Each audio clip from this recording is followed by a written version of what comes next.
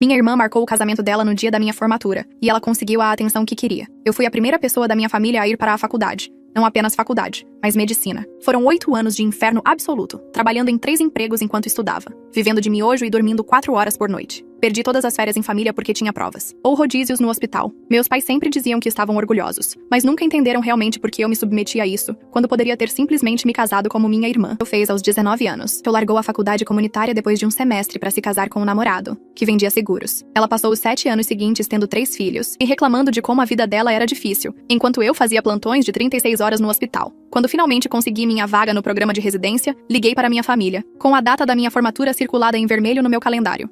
15 de maio. Eu já tinha comprado as passagens de avião dos meus pais como surpresa. Minha mãe chorou ao telefone dizendo que mal podia esperar para me ver atravessar aquele palco. 2 semanas depois, Rachel me ligou gritando de empolgação com a novidade dela. Ela e Ed iriam renovar os votos no aniversário de 8 anos deles e fariam o grande casamento que nunca tiveram. A data: 15 de maio. Eu disse a ela que era o dia da minha formatura, e ela disse que eu já tive muitas formaturas antes, então perder uma não me mataria. Quando eu lembrei de que era medicina, e não uma cerimônia qualquer, ela disse que eu estava sendo egoísta tentando fazê-la mudar a data quando ela já tinha pago os depósitos. Ela realmente disse que minha formatura era apenas uma cerimônia chata, mas o casamento dela era um evento único na vida. Eu perguntei a ela sobre o primeiro casamento dela, e ela desligou na minha cara. Eu imediatamente ligou para nossos pais chorando sobre como eu estava tentando arruinar o dia especial dela. Ela disse a eles que eu exigi que ela mudasse tudo só para que as pessoas prestassem atenção em mim. Disse que eu sempre tive inveja da linda família dela e estava tentando sabotar sua felicidade. Minha mãe me ligou decepcionada, dizendo que Rachel já tinha pago pelo local e seria um desperdício de dinheiro mudar. E meu pai disse que eu poderia simplesmente pedir para enviarem meu diploma pelo correio.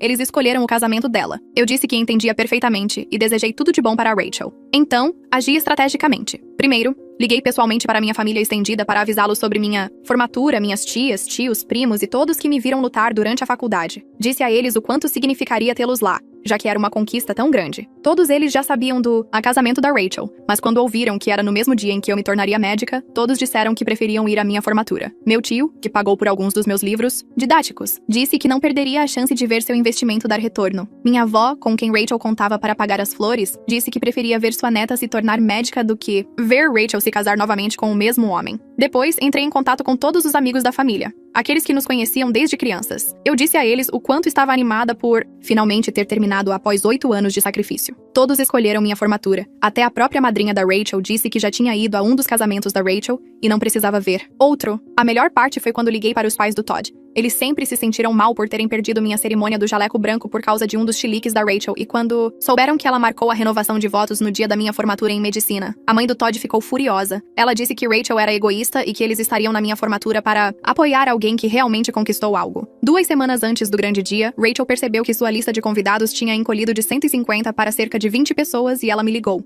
soluçando, exigindo que eu dissesse a todos para irem ao casamento dela. Eu me fiz de desentendida e disse que achava que ela não queria pessoas egoístas na celebração dela de qualquer maneira. Ela tentou fazer com que nossos pais forçassem as pessoas a escolhê-la, mas minha mãe estava envergonhada demais para ligar para qualquer pessoa depois que já tinham escolhido minha formatura. Rachel teve que cancelar a renovação porque o local exigia um número mínimo de pessoas que ela não conseguia atingir. Na semana seguinte ao cancelamento de Rachel, meu telefone ficou silencioso. Nenhuma ligação dos meus pais, nenhuma mensagem de Rachel, nada. Mas minha família estendida continuou entrando em contato perguntando a que horas a formatura começava e onde deveriam me encontrar depois. Minha tia ligou para dizer que traria meus primos, e todos estavam animados para me ver atravessar aquele palco. Meu tio, que ajudou com os livros, mandou mensagem perguntando se eu precisava de mais alguma coisa antes do grande dia. Cada confirmação parecia uma pequena vitória, mas o silêncio da minha família imediata pesava no meu peito. Minha avó ligou na quinta, feira de manhã, enquanto eu fazia café no meu apartamento minúsculo. A voz dela soava diferente, mais afiada do que o normal. Ela me disse que estava trazendo algo especial para a formatura, algo que compensaria todos os anos em que meus pais ignoraram o que eu havia conquistado. Ela não disse diretamente, mas eu podia ouvir a raiva por baixo de suas palavras. Ela estava brava com eles por minha causa. E saber que alguém da minha família realmente via o quão errada era toda essa situação fez minha garganta fechar. Passei a maior parte do meu tempo na biblioteca da faculdade de medicina naquela semana, enterrada em livros e guias de estudo para meus exames finais. O prédio estava quase vazio, já que a maioria dos alunos já havia terminado, mas eu gostava do silêncio. Eu podia espalhar meus materiais por uma mesa inteira e não me preocupar em incomodar ninguém. Eu estava lendo sobre patologia cardíaca quando Delilah se jogou na cadeira à minha frente. Ela olhou para o meu rosto e perguntou o que estava errado. Tentei disfarçar, disse que estava apenas estressada com as provas finais, mas ela continuou me encarando com aquele olhar, que significava que ela não estava acreditando. Então contei tudo a ela sobre Rachel marcando sua renovação de votos no dia da minha formatura, sobre meus pais escolherem o casamento dela, sobre como liguei para todos e o evento de Rachel foi cancelado. Delilah não disse nada por 1 minuto, apenas estendeu a mão sobre a mesa e segurou a minha. Então, ela me disse que toda a família dela viria à minha formatura agora, porque eu merecia pessoas que realmente me celebrassem. Foi aí que comecei a chorar ali mesmo na biblioteca médica, pela primeira vez desde que toda essa confusão começou. Ela me abraçou por cima da mesa enquanto eu chorava copiosamente em seu ombro, e percebi que estava segurando tudo aquilo por semanas. 2 dias depois, o diretor do meu programa de residência, o Dr. Newell, me chamou em seu escritório. Meu estômago embrulhou. Eu tinha certeza de que tinha estragado alguma coisa, perdido um prazo ou falhado em algum requisito, que eu desconhecia. Caminhei pelo corredor até o escritório dele com o coração batendo forte, repassando tudo o que poderia ter feito de errado. Mas quando me sentei, ele sorriu para mim. Ele disse que a equipe do hospital tinha ouvido falar sobre a minha situação familiar através de fofocas, e que estavam planejando algo especial para o dia da formatura. Eu devo ter parecido confusa, porque ele explicou que todos estavam falando sobre como eu trabalhava em 3 empregos enquanto fazia meus plantões, como eu nunca reclamava ou pedia tratamento especial. Ele me disse que me ver se destacar apesar de tudo ensinou a ele mais sobre dedicação do que qualquer livro jamais poderia. Saí do escritório dele sentindo que talvez eu tivesse mais apoio do que imaginava. Todd me ligou naquela noite, o que me chocou porque nunca tínhamos conversado a sós antes. Ele sempre foi apenas o marido da Rachel em segundo plano. Ele pediu desculpas pelo comportamento de Rachel. Disse que tentou convencê-la a não escolher 15 de maio, mas ela não quis ouvir. A voz dele parecia cansada, desgastada de uma maneira que eu nunca tinha ouvido antes. Então ele mencionou aconselhamento matrimonial, quase como se não quisesse dizer isso em voz alta. Isso me surpreendeu mais do que tudo, porque Rachel sempre falava sobre o relacionamento deles como se fosse perfeito, como se nunca brigassem ou discordassem de nada. Percebi que o casamento deles poderia estar sofrendo muito mais do que alguém sabia, e parte de mim sentiu pena de Todd, embora ele tivesse concordado com o plano de Rachel. Minha mãe me mandou uma mensagem na manhã seguinte perguntando se poderíamos conversar. Li a mensagem 3 vezes, procurando um pedido de desculpas, real ou reconhecimento do que ela tinha feito. Mas o texto inteiro focava em como Rachel estava magoada, como ela chorava todos os dias, como o cancelamento a envergonhou na frente de todos. Nada sobre mim, nada sobre minha formatura ou como ela havia desmerecido 8 anos de trabalho. Esperei algumas horas antes de responder. Depois digitei uma mensagem curta dizendo que ficaria feliz em conversar depois da formatura quando tivesse mais tempo. Apertei enviar e senti algo mudar dentro de mim. Ela não respondeu imediatamente e, quando finalmente o fez, foi apenas um simples ok. Ela sabia que não tinha mais vantagem. Nada com que negociar. 3 dias antes da formatura, meu tio me levou para jantar em um restaurante italiano chique no centro da cidade. Conversamos. É sobre minha colocação na residência e qual especialidade eu queria seguir. Então ele tirou um envelope do bolso do paletó e o deslizou pela mesa. Eu o abri e vi um cheque no valor exato do saldo restante do meu empréstimo estudantil do meu último semestre. Minhas mãos começaram a tremer. Ele me disse que me ver ter sucesso apesar da falta de apoio dos meus pais o lembrava de quando ele pagou seus próprios estudos anos atrás. Ele disse que estava orgulhoso de me ajudar a iniciar minha carreira médica sem essa dívida pairando sobre mim. Tentei argumentar. Disse que era demais, mas ele recusou meus protestos e me disse para apenas aceitar o presente. Eu o abracei no estacionamento depois e não conseguia parar de dizer obrigado. Rachel postou algo nas redes sociais no dia seguinte. Vi quando verifiquei meu telefone entre as sessões de estudo. Ela escreveu um texto longo sobre como a traição da família doía mais do que qualquer coisa. Como as pessoas que deveriam te amar poderiam virar as costas quando você mais precisava. Ela estava claramente tentando se fazer de vítima, me pintando como a vilã que arruinou seu dia especial. Rolei pelos comentários e assisti ao plano dela sair pela culatra em tempo real. Pessoa após pessoa me parabenizava pela faculdade de medicina em vez de simpatizar com ela. Até alguns de seus próprios amigos apontaram que agendar na mesma data da formatura de medicina de alguém era egoísmo. Uma de suas colegas de quarto da faculdade escreveu que Rachel deveria ter tido mais bom senso. Verifiquei novamente 2 horas depois e a postagem inteira havia sumido. Ela a deletou. A mãe de Delilah, Christina, me ligou naquela tarde e me convidou para jantar na casa deles antes da formatura. Ela disse que queria fazer algo especial, já que minha própria família não estava se manifestando. Quando cheguei à casa deles naquela noite, toda a família Garrison estava lá. Christina, seu marido Roman, Delilah e sua irmã Riley. Eles tinham feito minhas comidas favoritas e comprado um bolo que dizia parabéns. Christina me abraçou na porta como se eu fosse uma de suas filhas. Durante o jantar, ela me contou sobre sua própria irmã, que sempre competia com suas conquistas,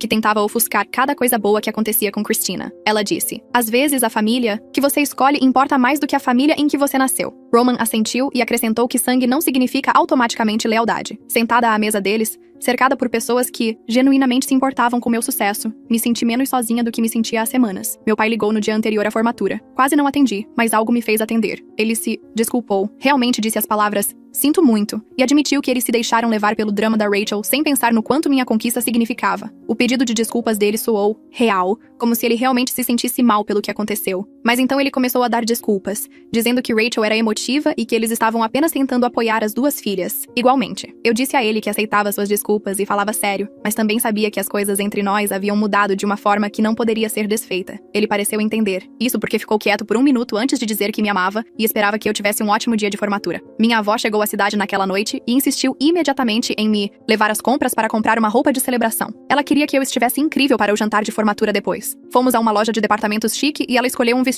lindo que eu nunca teria comprado para mim mesma. Enquanto estávamos no caixa, ela tirou outro envelope da bolsa. Ela me disse que estava economizando dinheiro especificamente para este momento, que queria que eu tivesse algo para o meu futuro que eu pudesse usar como quisesse, sem me sentir culpada. Abri o envelope no carro e a quantia dentro me fez parar de respirar por 1 segundo. Era o suficiente para cobrir meu depósito calção e o primeiro mês de aluguel de um apartamento perto do hospital, onde eu faria minha residência. Minha avó apertou minha mão e me disse que eu merecia cada centavo por pura determinação e que estava orgulhosa de me ajudar a começar este novo capítulo da minha vida. A manhã de 15 de maio chegou com a luz do sol entrando pela janela do meu apartamento. Acordei sem o peso no peito que carregava há semanas. Meu telefone mostrava uma mensagem de Delilah dizendo que ela me pegaria em 1 hora. Saí da cama e peguei minha toga de formatura do armário onde ela estava pendurada desde que a peguei na semana passada. O tecido azul escuro parecia macio sob meus dedos. Coloquei-a sobre a cama e comecei a me arrumar. Aí demorando no cabelo e na maquiagem de uma maneira que não tinha me preocupado durante a maior parte da faculdade de medicina. A campainha tocou exatamente quando Delilah disse que tocaria. Ela entrou carregando uma sacola da cafeteria que gostávamos e me entregou meu pedido de sempre. Ela olhou para minha toga pendurada atrás da porta e sorriu. Sentamos na minha pequena mesa da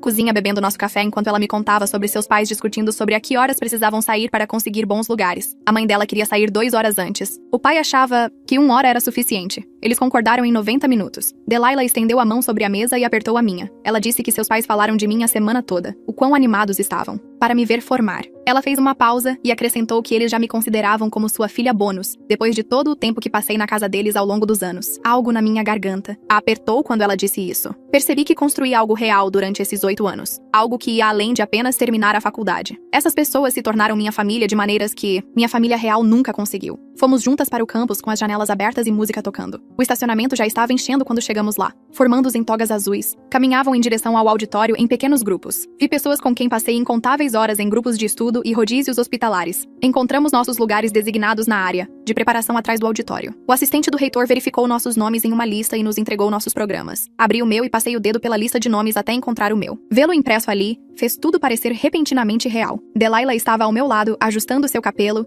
e falando sobre a festa que seus pais estavam planejando para depois. O coordenador da cerimônia começou a nos organizar em ordem alfabética. Acabei ficando entre 2 pessoas que eu mal conhecia de diferentes cronogramas de rodízio. A música começou e começamos a entrar no auditório. As luzes eram brilhantes e eu podia ouvir as pessoas conversando na plateia. Caminhamos pelo corredor central em 2 filas. Mantive meus olhos fixos à frente no início, mas depois não consegui evitar olhar para os assentos. Minha avó estava sentada na primeira fila usando o vestido roxo que havia comprado especificamente para hoje. Meu tio estava sentado ao lado dela, com sua esposa. Os pais de Todd estavam 3 assentos adiante. Vi minha tia e 2 dos meus primos. Toda a família Garrison ocupava 2 fileiras inteiras no lado esquerdo. Christina cruzou o olhar comigo e acenou. Atrás deles, avistei várias pessoas do hospital, incluindo 3 enfermeiras com quem trabalhei durante meu rodízio de cirurgia. Elas ainda estavam de uniforme, provavelmente em um intervalo entre os turnos. Examinei o resto da multidão e vi mais rostos familiares, membros da família estendida para quem liguei semanas atrás, amigos da família que me conheciam desde pequena. O apoio naquela sala parecia maior do que eu esperava. Quando chamaram meu nome, atravessei o palco e peguei meu diploma das mãos do reitor. Os aplausos ficaram altos. Olhei para fora e vi minha avó de pé, aplaudindo mais forte do que qualquer outra pessoa. Outras pessoas na primeira fila se levantaram também. O momento se estendeu por mais tempo do que, provavelmente, durou de fato. Cada férias em família perdida passou pela minha mente. Cada noite que escolhi estudar em vez de dormir. Cada vez que meus pais sugeriram que eu deveria apenas me casar. Tudo isso levou a este palco, a este diploma, a esses aplausos de pessoas que realmente entendiam o que eu havia realizado. Voltei para o meu lugar e sentei segurando a pasta do diploma, com as 2 mãos. O resto da cerimônia passou em um borrão de outros nomes sendo chamados e mais aplausos. Quando terminou,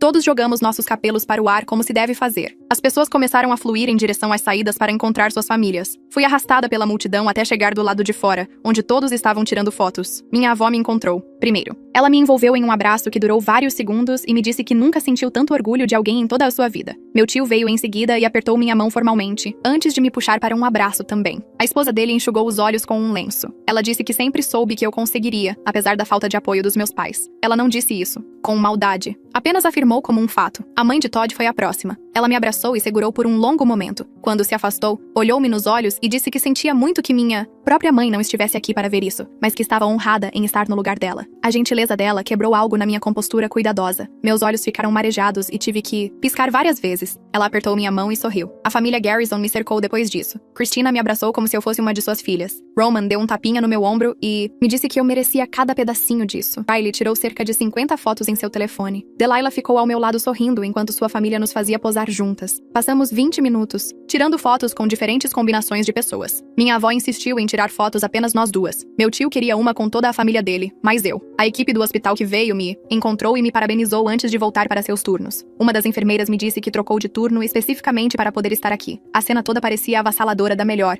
maneira possível. Christina anunciou que tinha feito reservas em um bom restaurante italiano no centro para as 18h. Ela reservou uma sala privada nos fundos que cabia todo mundo. Minha avó disse que parecia perfeito. Concordamos em nos encontrar lá e todos começaram a se dirigir para seus carros. Fui com Delilah novamente. Ela aumentou o volume da música e cantamos mal as músicas que ouvíamos durante as sessões de estudo tarde da noite. Quando chegamos ao restaurante, a sala privada já estava arrumada com uma longa mesa que acomodava 20 pessoas. Christina havia pedido aperitivos que já estavam na mesa. Todos encontraram seus lugares e começaram a passar pratos. A conversa ficou alta, com várias pessoas falando ao mesmo tempo. Sentei entre minha avó e o Delilah bem no meio de tudo. Christina se levantou depois que todos pegaram sua comida e bateu no copo com um garfo. A sala ficou quieta. Ela disse que queria fazer um brinde. Ela falou sobre o quanto estava orgulhosa de me ver realizar meus sonhos através de pura determinação. Ela mencionou as noites que passei estudando na casa deles, quando precisava de um lugar tranquilo para trabalhar. Ela disse: ver você nunca desistir ensinou às minhas próprias filhas lições importantes sobre seguir em frente com os objetivos, mesmo quando as coisas ficam difíceis. Roman se levantou em seguida e acrescentou suas próprias histórias. Ele falou sobre me encontrar dormindo na mesa da cozinha deles às 2h da manhã, com livros espalhados por toda parte. Ele disse que nunca conheceu ninguém com tanto foco e garra. Meu rosto ficou quente enquanto eles falavam. Todos levantaram seus copos e beberam. Minha avó estendeu a mão e apertou a minha por baixo da mesa. Meu telefone vibrou na minha bolsa. Eu o peguei e vi 3 mensagens da minha mãe e 2 do meu pai. Eles diziam que estavam orgulhosos e pediam fotos. A mensagem do meu pai dizia que ele gostaria que eles pudessem ter estado lá.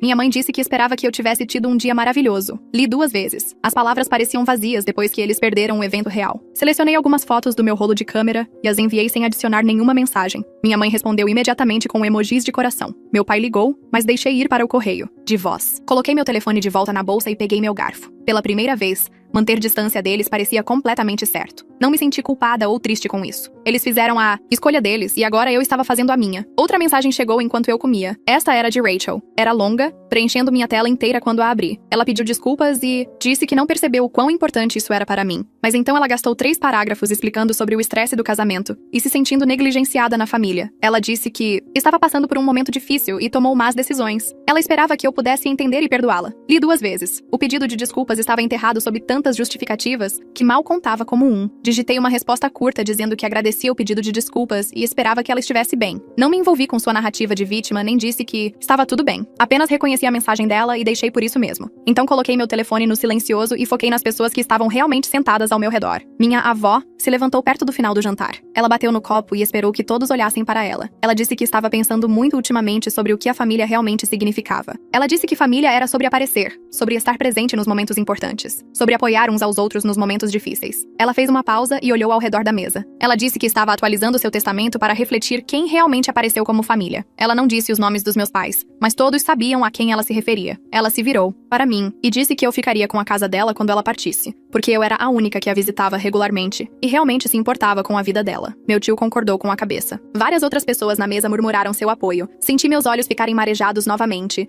mas sorri e agradeci. Ela se sentou de volta e deu um tapinha no meu braço. A porta do restaurante se abriu e olhei para cima para ver o Dr. Newell entrando em nossa sala privada. Ele ainda estava com seu jaleco branco do hospital. Ele veio até o meu lugar e me parabenizou, pessoalmente. Ele disse que o hospital estava animado para que eu começasse a residência no mês seguinte. Ele ficou impressionado com meu desempenho durante os rodízios e achava que eu seria uma excelente médica. Ele mencionou que minha capacidade de lidar com dramas familiares enquanto mantinha a excelência profissional mostrava o tipo de caráter que eles queriam em seus médicos. Ele ficou por cerca de 10 minutos conversando com pessoas diferentes na mesa. Minha avó fez perguntas a ele sobre o programa de residência. Christina disse a ele o quanto todos estavam orgulhosos. Quando ele saiu, apertou minha mão novamente e disse que me veria em 4 semanas. O jantar durou mais 1 hora. As pessoas compartilharam histórias e riram. Meu tio contou histórias embaraçosas sobre mim quando criança. Delilah falou sobre nosso primeiro dia de faculdade de medicina quando ambas estávamos apavoradas. Kylie mencionou a vez em que adormeci durante uma sessão de estudo e babei no meu livro. A noite inteira pareceu calorosa e certa. Essas eram minhas pessoas. Essa era minha família. Não porque compartilhávamos sangue,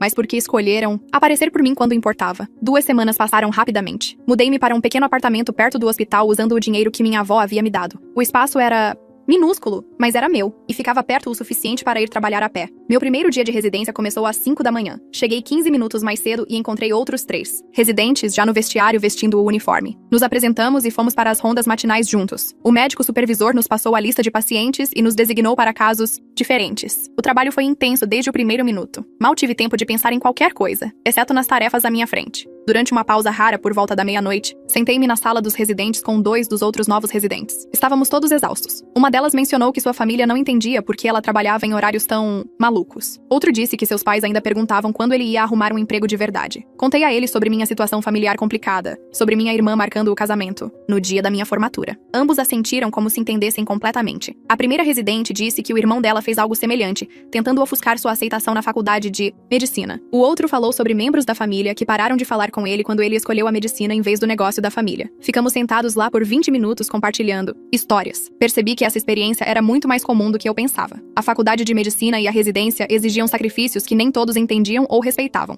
Mas sentada naquela sala com pessoas que entendiam, me senti menos sozinha nisso do que nunca. A ligação da minha mãe veio 3 semanas após a formatura. Ela perguntou se poderíamos nos encontrar para jantar e conversar, e eu pude ouvir o jeito cuidadoso com que ela escolhia as palavras. Concordei em encontrá-los em uma rede de restaurantes a meio caminho entre o hospital e a casa deles. Quando entrei, eles já estavam sentados em uma cabine perto dos fundos, e meu pai se levantou como se não tivesse certeza se deveria me abraçar. Pedimos comida e jogamos conversa fora sobre o tempo e meu apartamento até o garçom sair. Então minha mãe começou a explicar como eles estiveram em uma situação difícil, querendo apoiar ambas as filhas. Meu pai disse que achavam que eu entenderia, já que eu sempre fui a responsável. Eles falaram sobre os depósitos e como ela estava tão animada com o casamento. Minha mãe mencionou como eles se sentiram envergonhados quando parentes perguntaram por que eles não estavam na minha formatura. Cada explicação soava fraca, mesmo enquanto eles diziam. Observei-os se contorcendo em seus assentos e percebi que estavam mais preocupados com a aparência deles para a família estendida do que com como me fizeram sentir. Quando terminaram de falar, pousei meu garfo e disse que os perdoava. O rosto da minha mãe se iluminou por um segundo antes de eu continuar.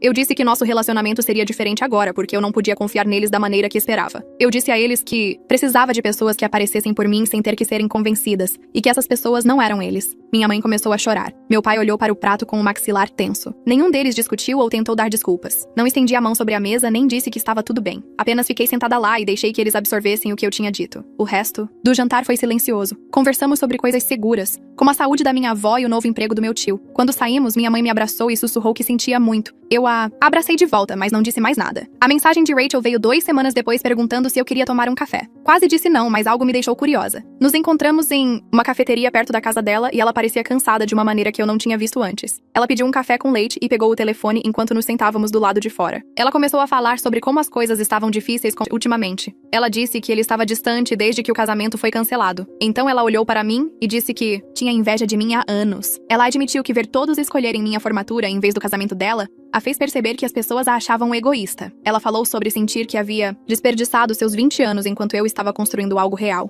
Foi a coisa mais honesta que ela já tinha sido comigo. Ela não se desculpou totalmente nem assumiu total responsabilidade, mas chegou mais perto de uma autoconsciência real do que eu jamais tinha visto nela. Eu disse a ela que apreciava sua honestidade. Conversamos por mais 1 hora sobre os filhos dela e minha residência. Não foi como se de repente ficássemos próximas, mas algo mudou entre nós. Quando saímos, ela me abraçou e disse que estava orgulhosa de mim. Eu acreditei nela. 3 meses após o início da residência, minha vida começou a parecer que pertencia a mim. A família Garrison me convidava para jantares de domingo toda semana, e Christina sempre se certificava de cozinhar. Algo que ela sabia que eu gostava. Minha avó me ligava a cada poucos dias apenas para conversar sobre seu jardim ou seu clube do livro. Os outros residentes se tornaram meu sistema de apoio diário. Pessoas que entendiam a exaustão e a emoção do que estávamos fazendo. Meu relacionamento com meus pais continuou complicado. Conversávamos ao telefone a cada 2 semanas, mas havia uma distância que não existia antes. Rachel e eu trocávamos mensagens às vezes sobre coisas normais de irmãs. Nada estava perfeito ou consertado, mas eu não precisava que estivesse. Eu tinha pessoas que celebravam genuinamente meu sucesso. Eu tinha uma carreira que trabalhei 8 anos para construir. Eu tinha uma família que escolhi e que me escolheu de volta. De pé no hospital. Às 2 da manhã, depois de salvar a vida de alguém, eu me sentia genuinamente feliz com a médica que me tornei e a vida que estava construindo.